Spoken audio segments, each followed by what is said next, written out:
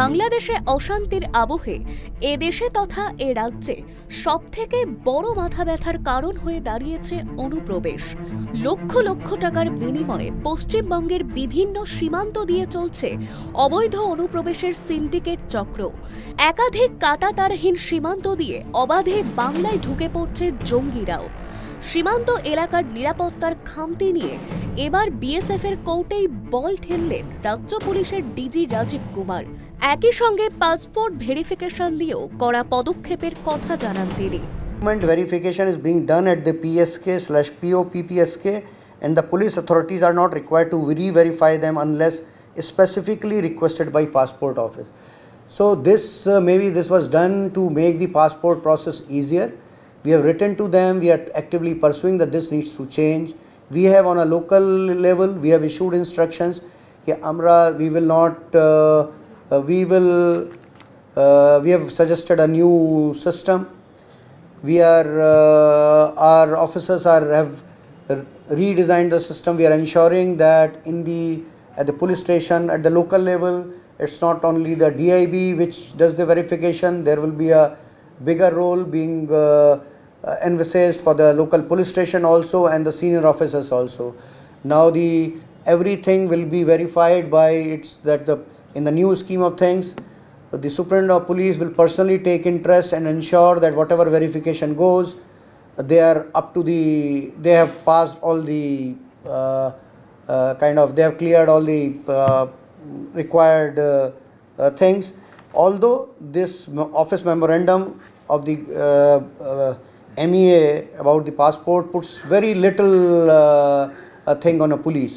Maybe this was done to hasten but we have requested them, considering the current situation in Bangladesh and other places also, and the way things are happening, we would like this thing. We have actively pointed out the issues with the software of the passport. Then there is a issue with the distribution of passport through postal systems. There are a lot of issues. All of agencies, we need to come together and handle this. অন্যদিকে রাজ্য পুলিশের ADG Javed Shamim বলেন, বাংলাদেশে ৭৪ জন জঙ্গিদের ছাড়া হয়েছে। এই সমস্ত বিষয়ে আমরা নজরদারি চালাচ্ছি। আমাদের বর্ডারের এরিয়াটা অনেকটাই, তাই যৌথ প্রয়াসে সমস্ত কাজ করা হচ্ছে। বর্ডারের ওপর আমাদের কন্ট্রোল নেই, তবে এখানে যেন কোনো ঝামেলা না হয় সেক্ষেত্রে আমাদের নজরদারি চলছে। যারা সন্দেহভাজন আছেন তারা যেন পাসপোর্ট পেতে না পারেন সেই দিকে আমরা নজরদারি দিচ্ছি।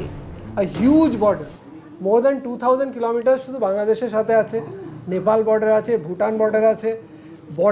Exact border management is with somebody else. ঠিক ওর ভেতরে আফটার সার্টেন কিলোমিটার ওয়েস্ট বেঙ্গলের অ্যাক্টিভিটি আছে, সেন্ট্রাল এজেন্সিজ আছে, আমাদের ইন্টেলিজেন্স এজেন্সিজ আছে।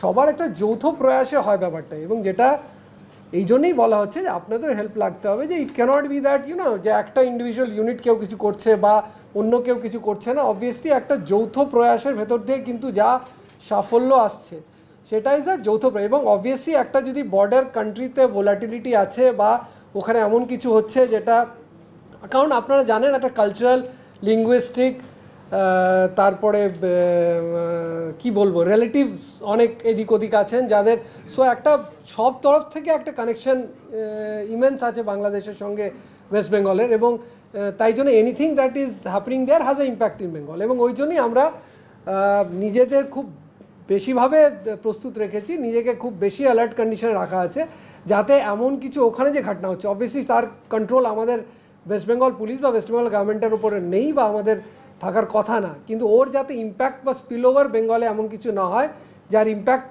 কোনো অ্যাডভার্স আমাদের দিকে পড়ে। এবং তার দায়িত্ব যেটা বললাম, আপনাদের যতটা আছে আমাদের ততটা আছে, পাবলিকেরও ততটা আছে। কারণ ইট ইজ নট লিমিটেড যে আপনি একটা ভিডিও দেখাচ্ছেন বা একটা কারো স্টেটমেন্ট দেখাচ্ছেন ওখানকার, ওর এখানে কি ইম্প্যাক্ট হতে পারে, স্পেশালি যখন ওই ভদ্রলোক বা ওই লোকের প্রতি আমরা কি করতে পারি এখান থেকে বসে, সেটা মাথায় রেখে কিন্তু আপনাদের রিপোর্টিংটা mainly, that is my feeling. This is a very personal view, this is my feeling because I have known all of you for so long, that's why you are talking in this manner. যে impact কিন্তু প্রতিটার কথার একটা impact থাকে, তার কীরকম impact আমাদের পড়বে, এবং যতটা মিনিমাল করে আমরা নিজের স্টেটকে যতটা নর্মাল রাখতে পারি, যেখানে সাম্প্রতিক আমাদের যেটা কমিউনাল হারমোনি থাকতে পারে, সিকিউরিটি কোনো কম্প্রোমাইজ না হয়, এবং যেখানে যেখানে যেটা অসুবিধা হচ্ছে, যেটা অবভিয়াসলি আপনি বুঝতে পারছেন এত ডিটেলে, যেমন পাসপোর্ট ইস্যুটা প্রচণ্ড ডিটেলে স্টাডি করেছেন। CP Kolkata has been briefing you all along, everyday পদে পদে আপনাদের সঙ্গে উনি বসছেন, কোথায় কোথায় ল্যাকুনা পাওয়া গেছে, কোন ডিপার্টমেন্টসের প্রবলেম আছে। কিন্তু finger pointing never solves a problem. একটা যদি প্রবলেম এসছে, তো প্রবলেমটা কী করে সর্ট আউট করা যেতে পারে, তাকে কতটা আর স্ট্রিনজেন্ট করা যেতে পারে।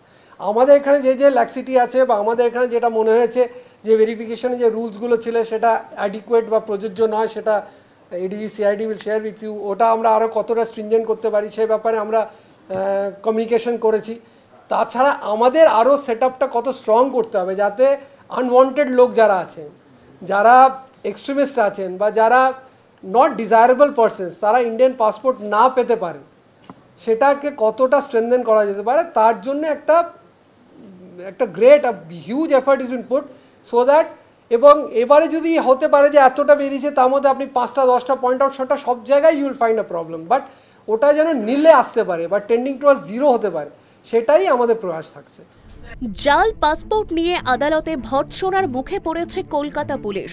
প্রকাশ্যে এসেছে ভেরিফিকেশনের সময় পুলিশি গাফিলতির একাধিক উদাহরণ। পাসপোর্ট সংক্রান্ত নথি যাচাইয়ের দায়িত্বে এবার থেকে এসপি ও ডিসিপিরা। ভেরিফিকেশনের একাধিক ফাঁকফোকর নিয়ে এবার যে রাজ্য পুলিশ কড়া পথে হাঁটছে, রবিবার সাংবাদিক বৈঠকে সে কথাই স্পষ্ট করলেন রাজ্য পুলিশের দুই কর্তা। ক্যামেরায় দেবরাজ দত্তের সঙ্গে অভ্রদীপ দাসের রিপোর্ট, ট্রাইব টিভি বাংলা।